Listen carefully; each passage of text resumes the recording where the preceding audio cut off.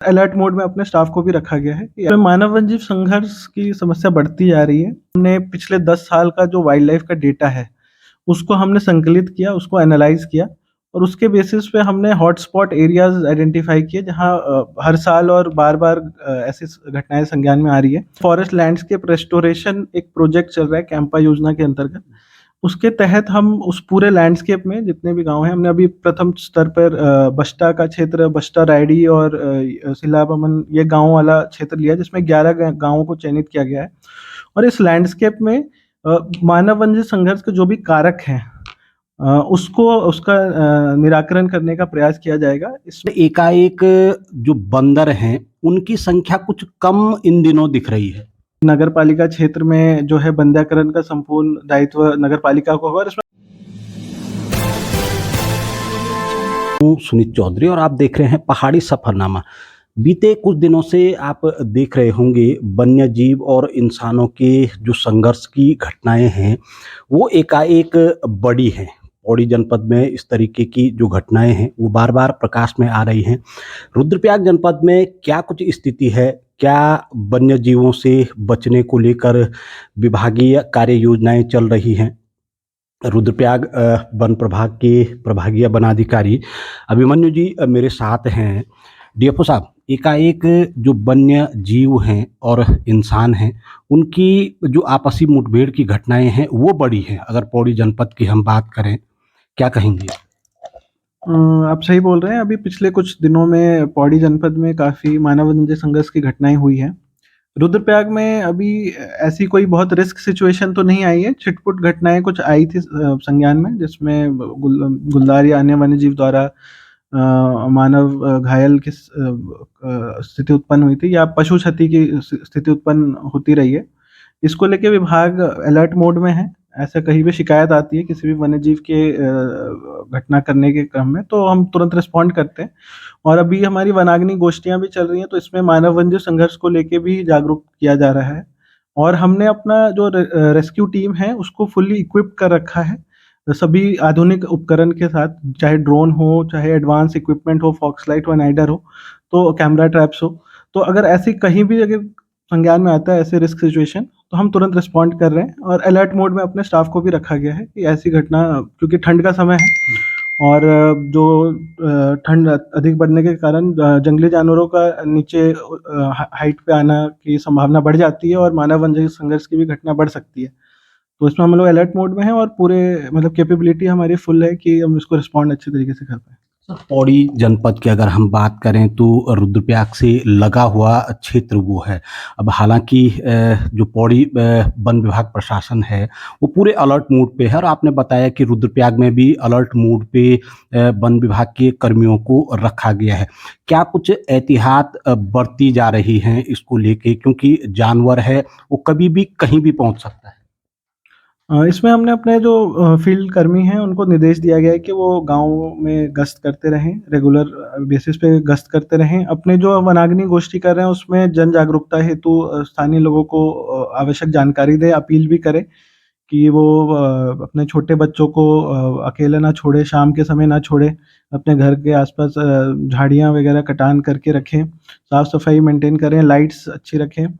और अगर ऐसी भी कोई घटना मतलब रिस्क सिचुएशन आती है तो वन विभाग को तुरंत सूचित करें और हम अपने स्टाफ को भी इसी तरह के डायरेक्शन दे रखे हैं और कहीं भी ऐसी शिकायत आती है तो उस पे तुरंत कार्रवाई की जाएगी। सर, क्योंकि वन्य जीव संघर्ष मानव की जो घटनाओं की अगर हम जनपद में बात करें तो चाहे बचनसू का क्षेत्र हो या फिर हमारा अगस्त्यमुनि बस्ता का क्षेत्र हो, इस क्षेत्र में काफ़ी जो इस तरीके के मामले हैं वो प्रकाश में आए हैं।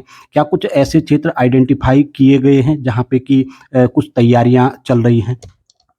इसमें मानव वन्यजीव संघर्ष की समस्या बढ़ती जा रही है और इसको लेके वन विभाग ने जनपद स्तर पे हमने पिछले 10 साल का जो वाइल्ड लाइफ का डेटा है, उसको हमने संकलित किया, उसको एनालाइज़ किया और उसके बेसिस पे हमने हॉटस्पॉट एरियाज़ आइडेंटिफ़ाई किए जहाँ हर साल और बार-बार ऐसी घटनाएँ संज्ञान में आ रही है। और उसके बेसिस पे हमने लैंडस्केप के बेसिस पे हमें फॉरेस्ट लैंडस्केप रेस्टोरेशन एक प्रोजेक्ट चल रहा है कैंपा योजना के अंतर्गत।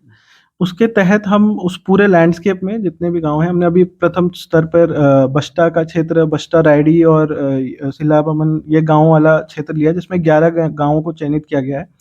और इस लैंडस्केप में मानव वन्य संघर्ष के जो भी कारक हैं उसको उसका निराकरण करने का प्रयास किया जाएगा। इसमें एक पूरे लैंडस्केप में कुछ जो गाँव हैं, उनके आस-पास झाड़ी कटान, सुअरोधी दीवार, बंदरों का बंध्याकरण,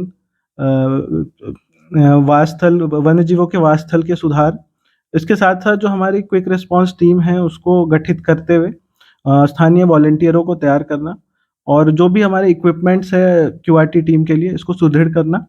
इस तरह से एक होलिस्टिक अप्रोच के साथ पूरे लैंडस्केप को लिया जा रहा है और 10 साल का लंबी अवधि का कार्य योजना बनाई जा रही है और साइट स्पेसिफिक इसको तैयार किया जा रहा है कि मौके की स्थिति के हिसाब से क्या हो सकता है। स्थानीय लोगों का इसमें फीडबैक भी लिया जाएगा अभी, जिसमें कि उनके द्वारा जो वल्नरेबल जो गाँव हैं, उसके वल्नरेबल पॉपुलेशन हर गाँव में हर परिवार उतना रिस्क सिचुएशन में नहीं होता जितना अलग होते हैं, तो उनको चिन्हित करना, इसमें गौशाला मरम्मत, सोलर लाइट लगाना, इस तरह की भी अन्य गतिविधियाँ भी रखी जाएगी और 10 साल का दीर्घकालीन एक प्रोजेक्ट के फॉर्म में इसको इम्प्लीमेंट किया जाएगा और इसको इसमें मॉनिटरिंग एंड इवैल्यूएशन का भी रहेगा जिसमें कैमरा ट्रैप्स या जो मानव वन्य संघर्ष की घटनाएँ हैं, उसको मॉनिटरिंग किया जाएगा कि क्या इस वास्तव में जो हम प्रयास कर रहे हैं उससे इसका क्या मतलब प्रभाव पड़ रहा है और स्थानीय लोगों के साथ इसका सोशल ऑडिट भी करेंगे कि उनकी क्या फीडबैक है इसमें। सर एक चीज़ देखने को आजकल मिल रही है क्योंकि लेपर्ड की जो घटनाएँ हैं वो तो सुनने में आ रही हैं, मगर एकाएक जो बंदर हैं उनकी संख्या कुछ कम इन दिनों दिख रही है। ये इसमें राज्य स्तर पे ही डिसीजन लिया गया था माननीय मुख्यमंत्री जी के अध्यक्षता में कि जो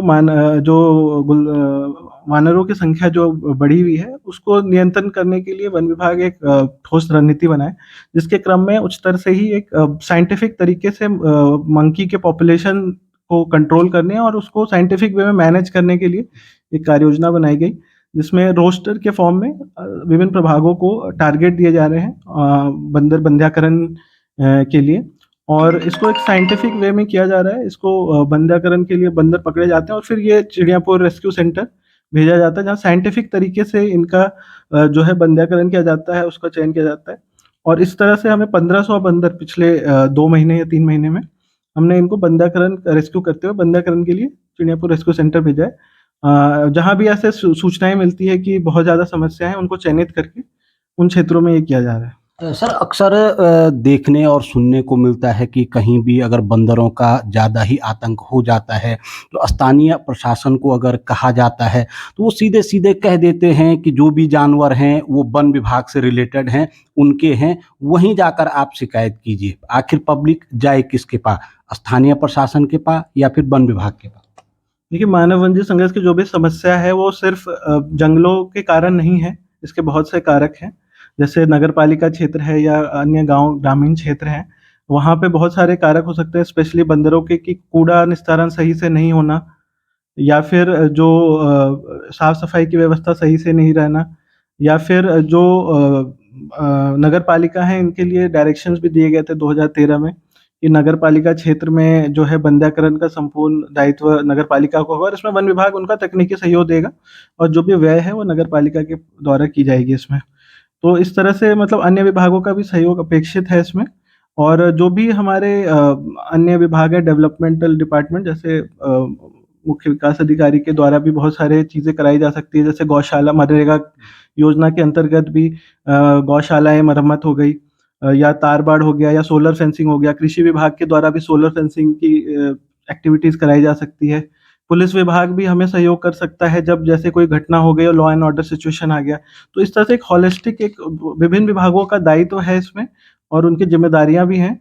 वन विभाग तो मतलब सबसे आगे रहेगा मानव वन्य संघर्ष को रिस्पॉन्ड करने पर एक मल्टी डिसिप्लिनरी और मल्टी स्टेक होल्डर अप्रोच के साथ हम मानव वन्य संघर्ष की रोकथाम करेंगे तभी इसमें सफलता मिल पाएगी।